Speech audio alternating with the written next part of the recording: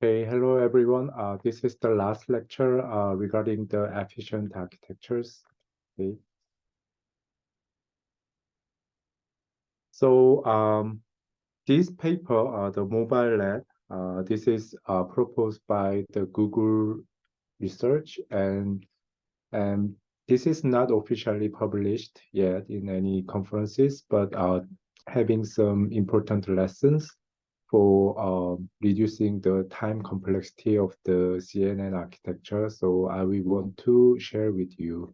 Okay. So their architecture is called as the mobile LED. Okay. And what they proposed is compared to the standard convolutional filter, they propose some more efficient convolutional operation. Okay, so this is the standard convolution filters. So given input and output, let's say the input is some array, right? So their partial dimension is df by df, right? And their channel numbers are m, okay? Given that we want to generate the same dimensional signal having different numbered channels, okay? In this situation, we have to have some filter corner that can map this input to the output map, okay? And for that, we need some corner dimension whose dimension is d of k, right? And we have to have um, n by n number of filters to map this df by m dimensional signals, input signals to the df by n dimensional output signal, okay? This is the number of parameters we need, okay? And we apply filter corners to these inputs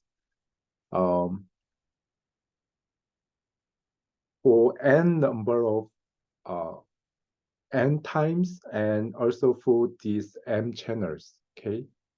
So we need this amount of operations when applying the standard convolution filters. So for each corner, we have to do some element-wise multiplication, right? For this amount of pixels, okay? And also we have to apply, so this is the one filter operation and we have to shift it by 1 pixel and do same thing for this amount of input pixels, okay? We have to do it like this for all the pixels inside the input image, we have to do that. And we have to apply it for all input channels and we have to do it for n times to make the n-dimensional channels in the output signal, okay? So this is the total number of operations we need in standard convolution operation, okay? However, this mobile LED is proposing some more efficient convolution operation, which is called as depth-wise convolution and also the point-wise convolution, okay? So in here, we have less number of parameters, and at the same time, we have less number of operations, okay? So, but the input signal and output signal, their dimensions are same, right? The first convolution, the depth-wise convolution we will apply is uh, compared to previous, we need this amount of parameters, but now we will remove this M channel, okay?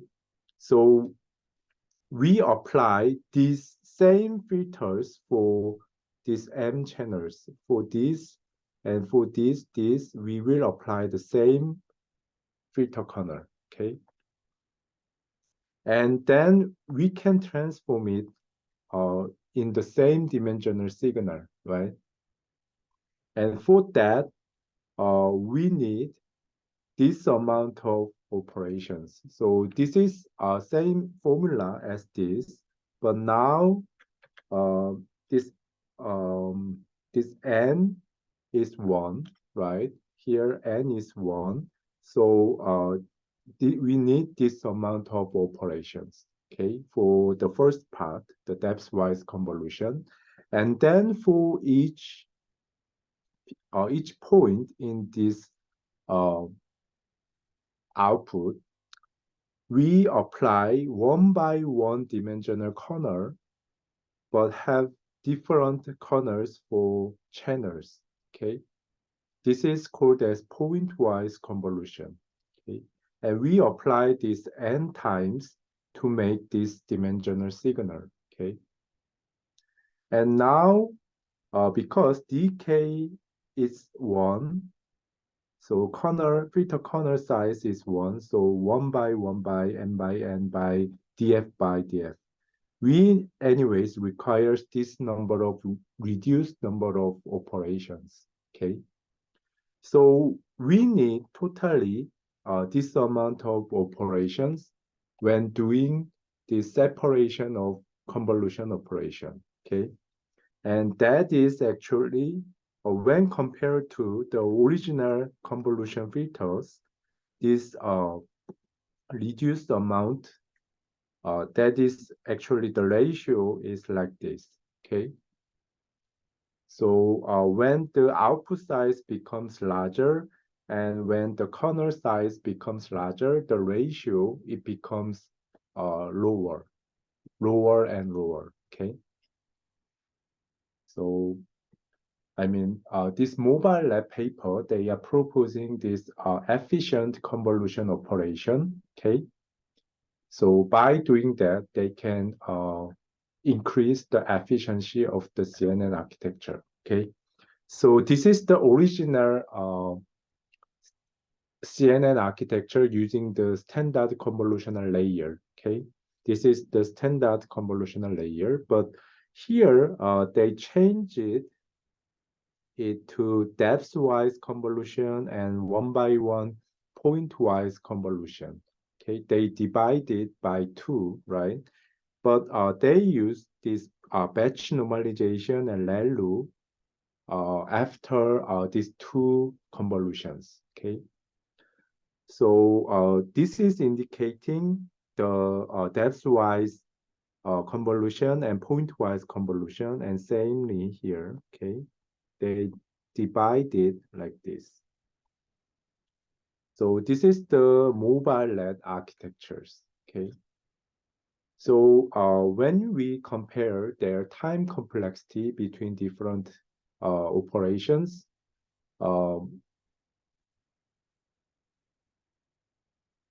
so it most of the operations are consumed by this point-wise convolution, okay?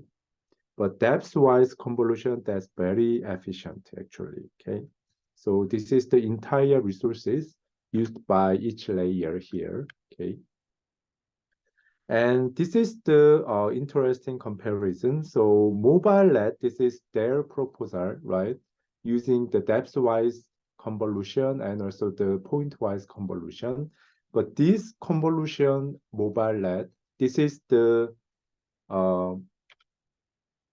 baseline that replaces this with the standard convolutions. So when we replace the depth-wise separable convolution to original convolution, then the accuracy becomes slightly better, but it exhibits the heavy time complexity, okay?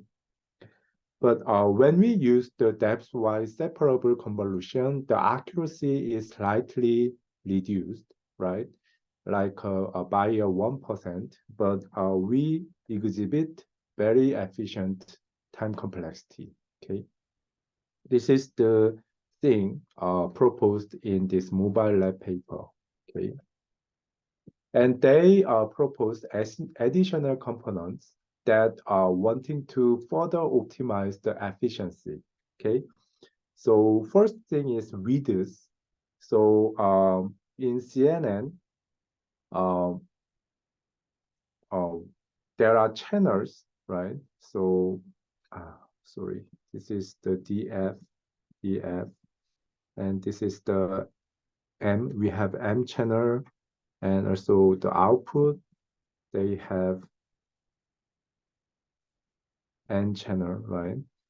But we sometimes want to systematically reduce the number of channels in both input and output, okay? So here the alpha is indicating such parameters to control the dimension of the channel dimension of the input and output signals, okay? So this is the value between 0 and 1.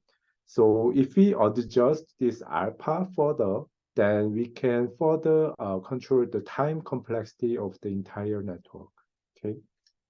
So if it becomes like 0.7, then entire time complexity becomes like this, okay? And also the resolution of the image. So this is the image, right? Image size, the input size, right? We sometimes want to control this, the input size systematically. So this low parameter is doing that. So this is also the parameter between 0 and 1. And we multiply it to original input dimension to control it, okay? So this is the time complexity of the mobile LED affected by low parameters, okay?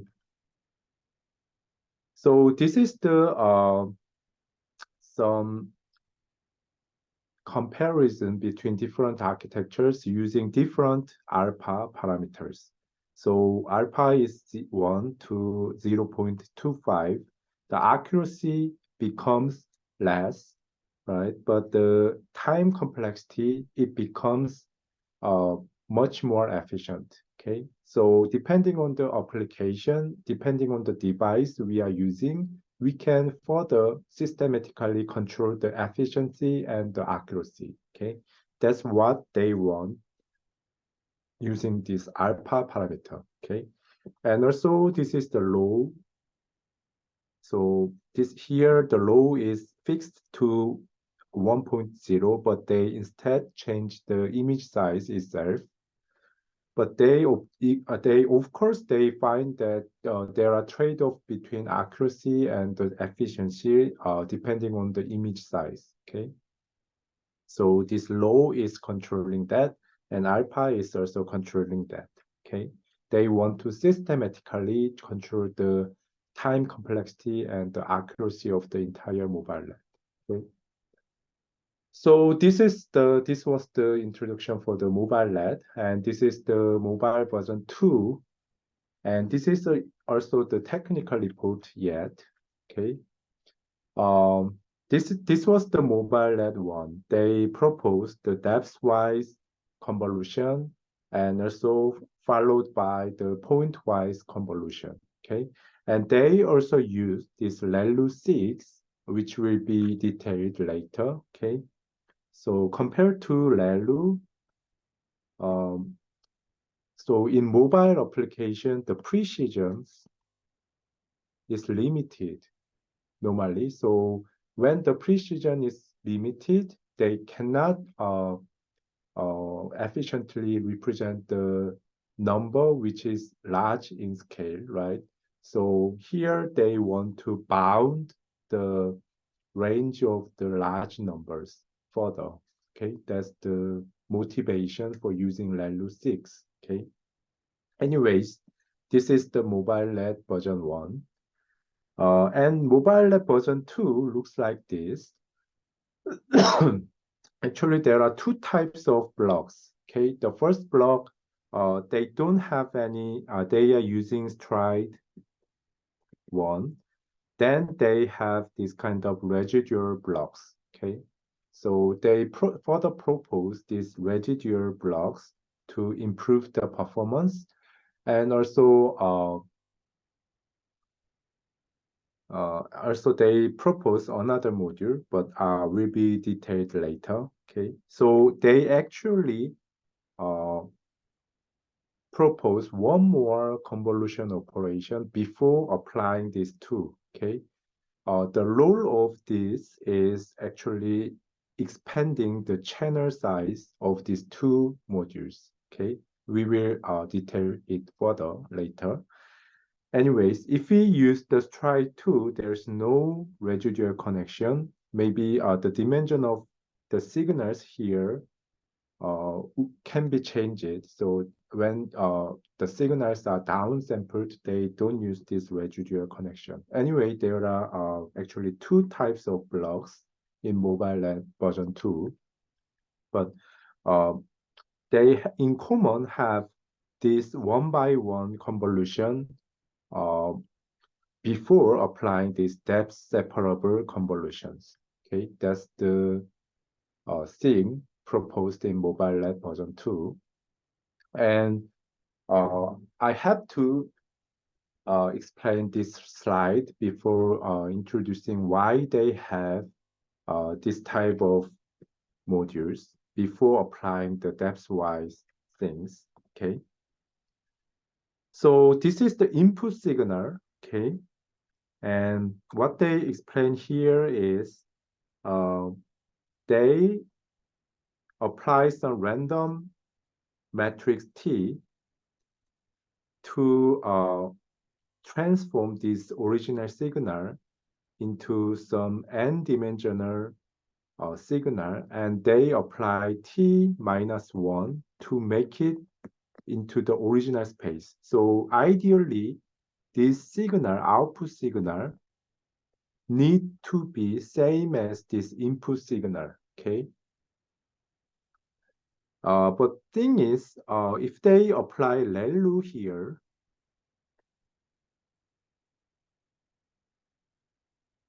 sorry, not here maybe, ReLU here, and transform this signal into some n-dimensional feature and apply T inverse to recover it into the original signal, okay?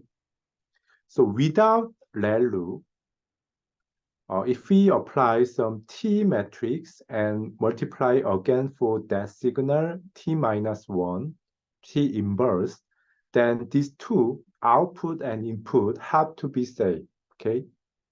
However, this is showing that when we apply ReLU after the T transformation,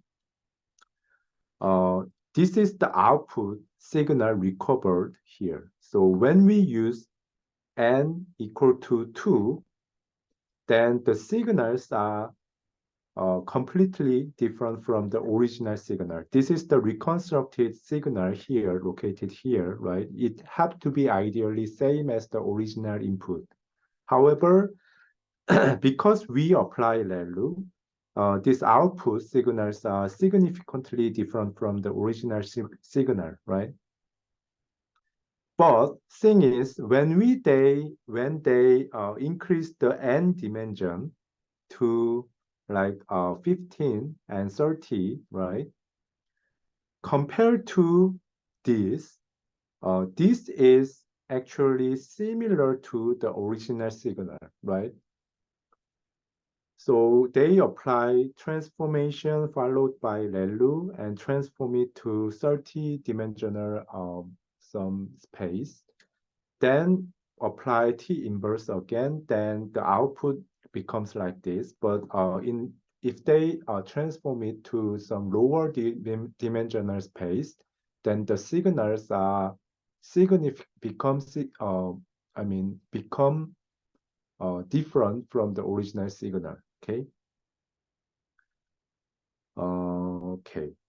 So there are two lessons. ReLU makes losing information.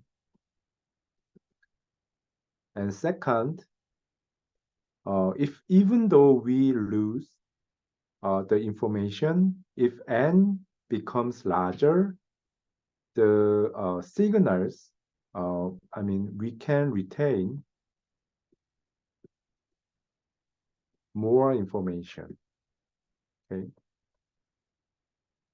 this is two lessons we can learn from these examples.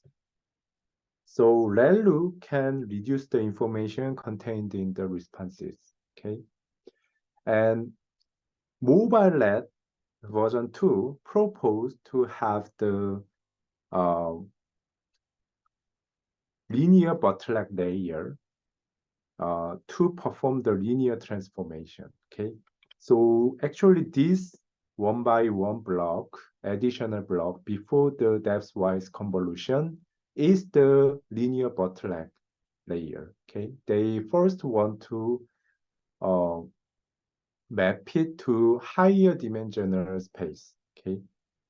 So ReLU, it looks like this, right? So when the input is smaller than 0, it makes all the signals less than 0 to 0, right? So it loses when loses the information which is lower than 0, right?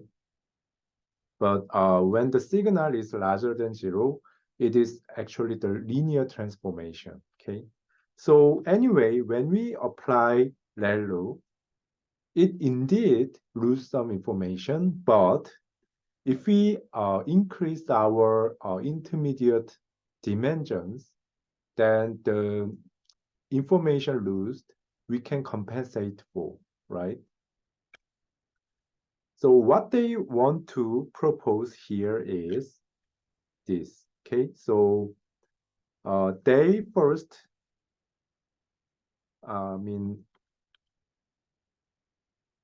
so after this depth-wise separable operation, we always apply this ReLU operation, right? So we can lose some information, but we will first map the original signal to the higher dimensional signals first using this bottleneck layer, okay, linear bottleneck layer. So this is kind of linear transformation, and then we will do depth-wise convolution and point-wise convolution in this expanded space. We expand the number of channels to retain more information, even though we apply ReLU, okay? So we expand the number of channels first using this bottleneck layer, and then apply this depth-wise separable convolution, and then map it to the original dimension, okay? This is what MobileNet version 2 is proposing. So this is actually similar to what we have done for previous bottleneck layers in ResNet. So its name is called as bottleneck, but the different thing is previously in ResNet, we have the expanded channels, wide channels, and we normally reduce it to narrow channel and then expanded it again. So this is what we done for the residual blocks in ResNet, but this is actually different. From the narrow channel, we make it wider and then make it again narrow. Okay, so this is called as the inverted residual block because of that. Okay, but the motivation here is this. Okay, ReLU can reduce some information contained in the responses. So we first to retain more information, we expand the channel numbers and then apply the ReLU and depth-wise separable convolutions. Okay, and then map it back to the original space. Okay, that is the linear bottleneck layer proposed in MobileNet version 2. Okay, and also this is the ReLU 6. Okay, so 6 comes from here. So if it depends on the device, but the device whose resources are limited, it may not represent the number whose size is larger than maybe 6 properly. So they somehow wanting to limit the coverage of the values. Okay. So if the values are larger than 6, they just want to uh, make it 6. Okay. Similar to what they did for this part. Okay. So when the input is larger than 6, they just want to make it 6. Okay, that is the value 6. This is helpful for the limited devices, resource limited devices. Okay. Okay, so this is the mobile version 2 architecture. So they first apply this bottleneck layer to expand. This is the h by w width and height of the signal, and originally it has the k channels, but they expanded to tk channels. T here is normally 6. Okay, they expand 6 times for the channels using this bottleneck layer, and then they apply this depth-wise separable convolutions and followed by the point-wise convolution. Okay. They apply it in the expanded channel space. And then the pointwise convolution, it maps it back to the output dimension again. Okay, that is K prime. So this is the overall mobile version 2 architecture. So this is called as having the bottleneck architecture. Inside here, this layer is actually having these 3 layers inside. Okay. They first map it to 6 times 32-dimensional channels and then apply these 2 operations. And the last operation, they map it back to some output channel. Okay. And this is samely applied to these layers. Okay.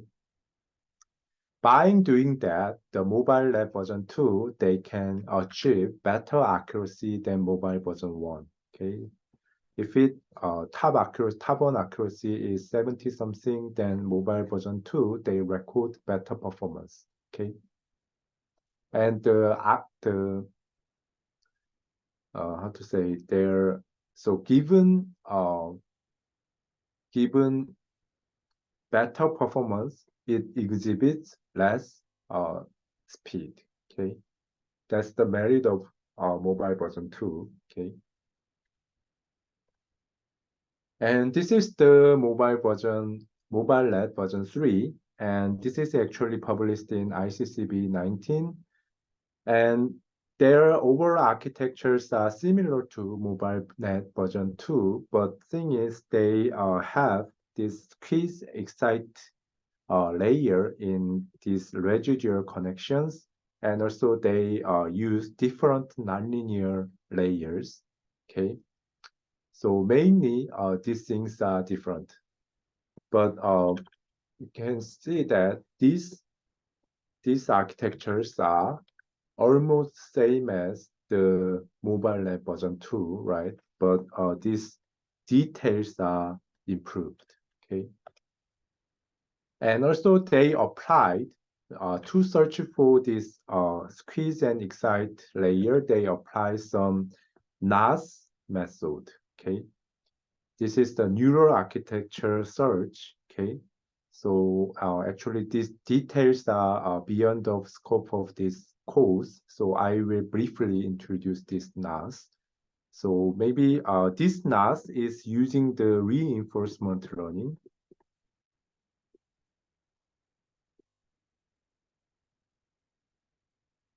Okay, so this architecture is actually getting some reward composed of accuracy and latency.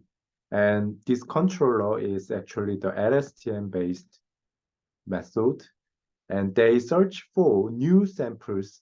Okay, they are trained to learn to output better samples, okay, that can reduce the reward, okay.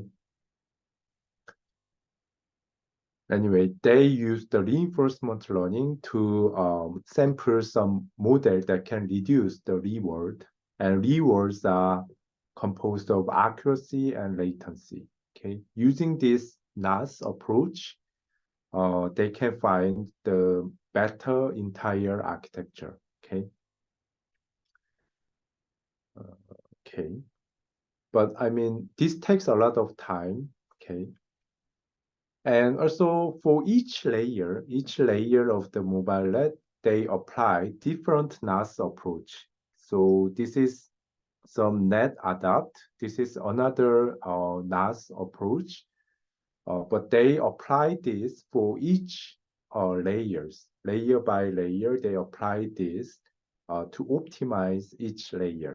Okay, and also they uh, after doing this NAS search, and they change the last stages of the entire network. So previously they have several modules before the average pooling, but uh, in the changed module, they reduce the former part of the average pooling and having some more layers after average pooling. And they say they without loss of accuracy, they can make it faster. Okay. And another thing this mobile lab version 3 have done is they changed the nonlinearity layers. So they propose switch layer, which is the multiplication of original signal and the sigmoid functions of X. Okay, but the thing is sigmoid, this is a complex function and sometimes it hinders the training convergence. So they propose this H sigmoid, which is in the graph. You can see sigmoid and H sigmoid, they are almost similar, right? But thing is, they are composed of ReLU, which is easy to find, okay? This is kind of the linear transformation, okay, for the activated region. So they replace this sigmoid with this H sigmoid. So this is the new function, H switch function. And you can see their function is almost same, okay? Anyways, they change their nonlinearity layers to this switch function, okay? And they observe it is better than previous one in the aspect of the speed, okay? So this is the mobile nets, which optimizes the speed of the architecture. So of course, there are other kind of methods that can optimize the speed. So you can actually use the knowledge distillation. Okay, so we learned knowledge distillation. So there are a heavy teacher, right? And we can train some student, which is compact architecture, and apply some teacher's output, make the student to learn the teacher's output, right? And by doing that, we can train smaller architectures, right? But these smaller architectures could be mobile-led, right? So I mean, there could be another stream of works like KD. They are optimizing the architectures in the actually they are training method, and also there are some approaches that is making the CNN's responses into 0 and 1. So actually binary CNN method and other types of uh, methods are proposed to make the CNNs more efficient. So also there are some methods that can do some pruning of the CNN architectures, okay? But this paper, the mobile lab is saying that These approaches are complementary to the mobile LED. Okay, so as I said, we can use mobile LED as the student network in KD. Okay, and we can further optimize mobile LED using this kind of binary CNN techniques or the pruning techniques. Okay, so I mean it can further improve the speed of the mobile LED. Okay, so these methods are actually complementary. Okay. So anyways, this mobile lab is for the optimizing the complexity of the of the CNN architectures. And this paper, our efficient net, is also famous work. And this is also uh, wanting to optimize the architecture of the CNN architectures. So what they do is um, when given this baseline CNN, we can scale width and depth and resolution. Okay. Mean if we want to scale width, it means we will have wider channels, okay, compared to the baseline, or we can reduce the number of channels as well, right? And also we can adjust the depth scales as well, right? And also we can we can control the size of the input signal. That's called as resolution, okay? But what this paper wanting to achieve is the compound scaling. So they want to actually jointly control this width, depth, and resolution, okay? So what they say is, if we only control the depth, this is the depth controlled accuracy and the time complexity. And this is the width, depth, and resolution graph. This is width, depth, and resolution. When we control the width and depth and resolution individually, it tends to saturate after, when they become larger. Okay, there are some limitation for individual controlling. So what they want to achieve is they try to jointly control these depth, width, and resolution, okay? But they decide some bound for these things, okay? So they want to control this depth, width, resolution jointly with this pi parameter, okay? But they want to decide this alpha, beta, gamma properly considering their relative sensitivity, okay? This alpha, beta, gamma all are larger than or equal to 1. So when pi becomes larger, this DWR becomes larger, okay? But they systematically define this alpha, beta, gamma by deciding some limit, okay?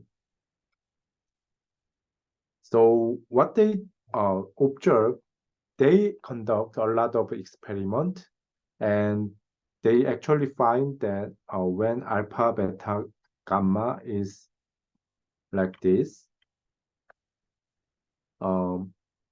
compared to the individual scaling, this is the graph for scale with width scale and depth scale and resolution scale. This is the graph for individual controlling, right? But this red is indicating the compound controlling, okay? So when they are saying that when we systematically, jointly control the depth, width, and resolution, given same amount of time complexity, they can significantly increase the accuracy. Okay, that's the thing shown in here. Okay, so this is also individual controlling, and this is the compound scaling. Okay, the accuracy becomes significantly better than individual controlling. Okay. So that is the efficient net architecture. So actually I missed this. So they want to maximize accuracy depending on three parameters: depth, width, and resolution.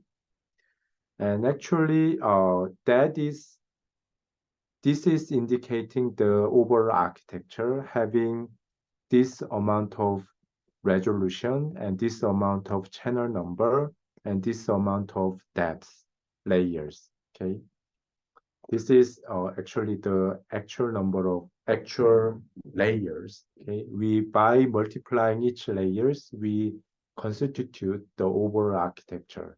Okay, but given some fixed memory and time complexity, we have to optimize this. Okay, this is what efficient net is wanting to achieve.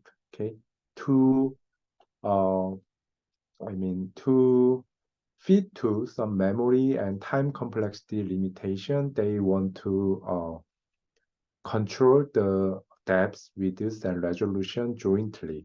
Okay, in the given architectures. That's the efficient net, and this is the mobile VIT. Similar to mobile net, this mobile VIT is optimizing the speed of the VIT architecture. So visual transformer, VIT means vision transformer. So maybe I didn't explain about the vision transformer during the class, but what vision transformer does is, this is the transformer. Okay, so this is actually showing the standard vision transformer. They divide the entire image into grid.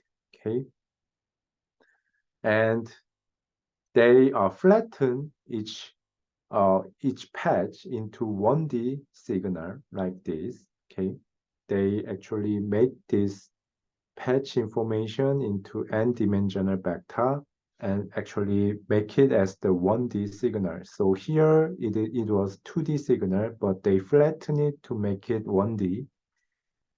Okay. And apply that flattened signal to some FC layer.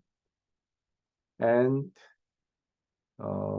then they can obtain this kind of D-dimensional feature. Okay, so this is there are n number of patches, and their dimension is 3p before, but they transform it to D-dimensional signal now, and apply some positional encoding and apply it to transformer.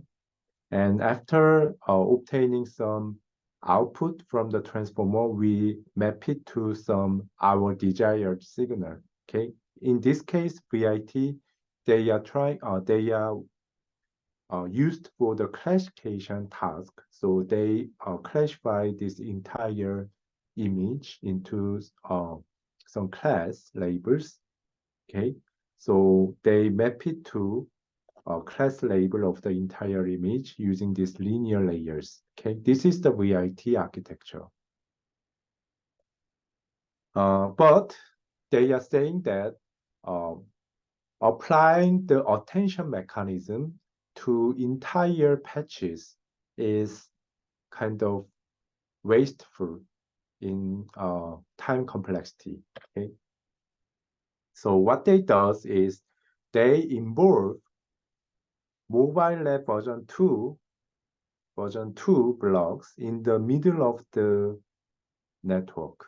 Okay, and they apply mobile VIT and then apply another mobile LED block and mobile VIT again, mobile net again, and VIT again, and so on.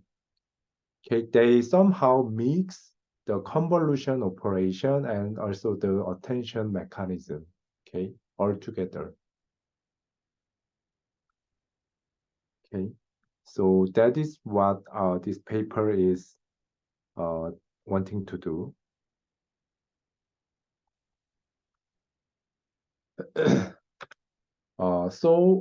Actually what they wanting to achieve is um,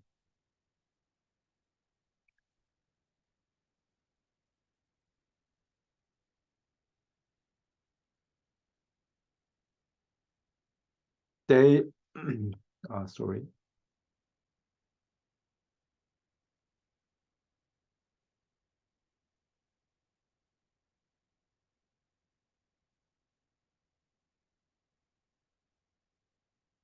Okay.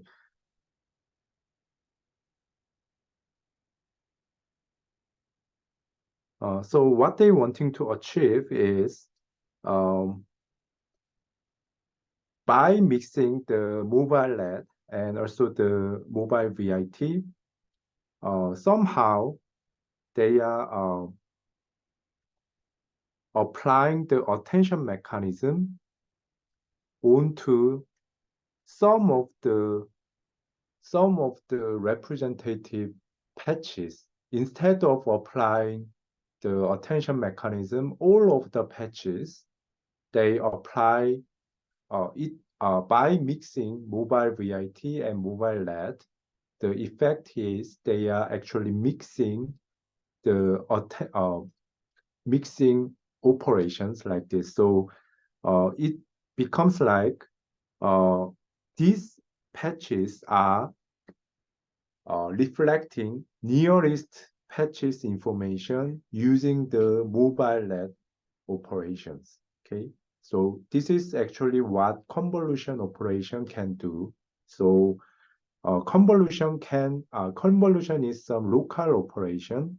Uh, it uh, it mixes information between the nearest patches using the local filters. Okay, so actually, this representative patch is reflecting some information of nearest patches, and then we apply attention mechanism for that representative patches only.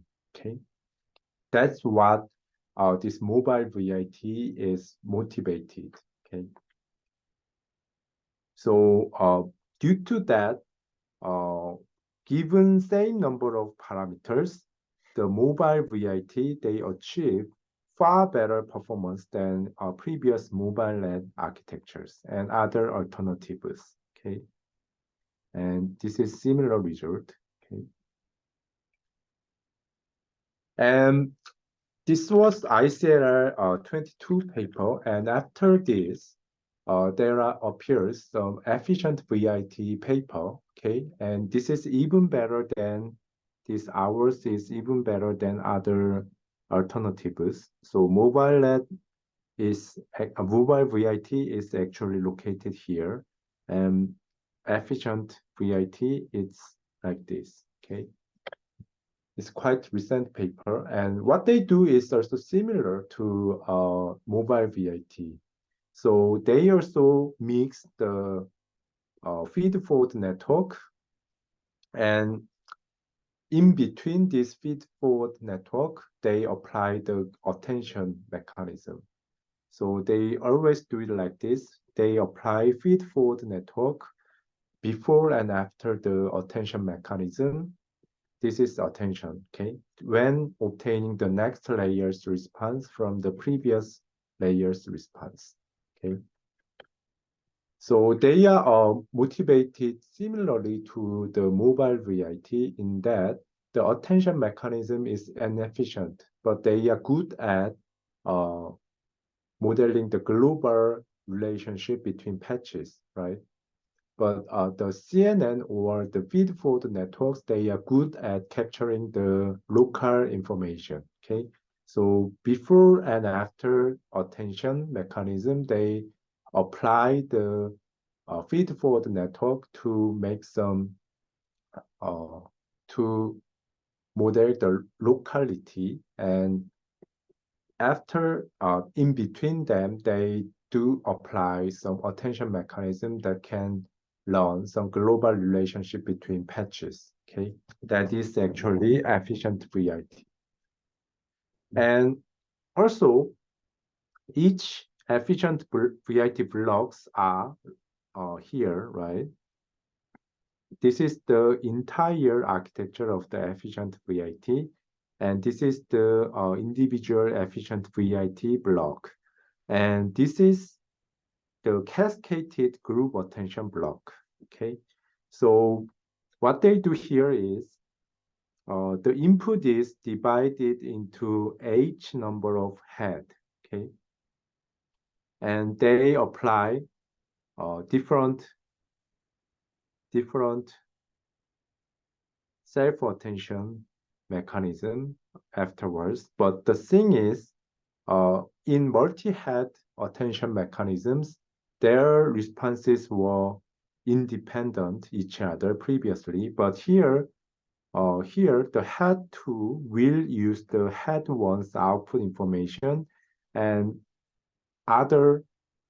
so the later head is using the previous head result. That is difference lying on here, okay? And then they eventually concatenate all the signals and output the final output. So this is the different thing to the original VIT, okay? So they involve FFN before and after the group attention, and they do the multi-head attentions like this, okay? This is the efficient VIT architectures, and actually they record, using these schemes, they record the best performance compared to mobile VIT or other heavy architectures, okay?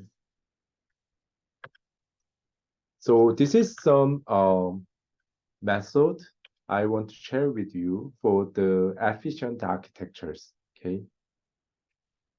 I think for some of you, this material could be helpful, okay? And at the same time, this is the last lecture, and see you next week, okay? Thank you.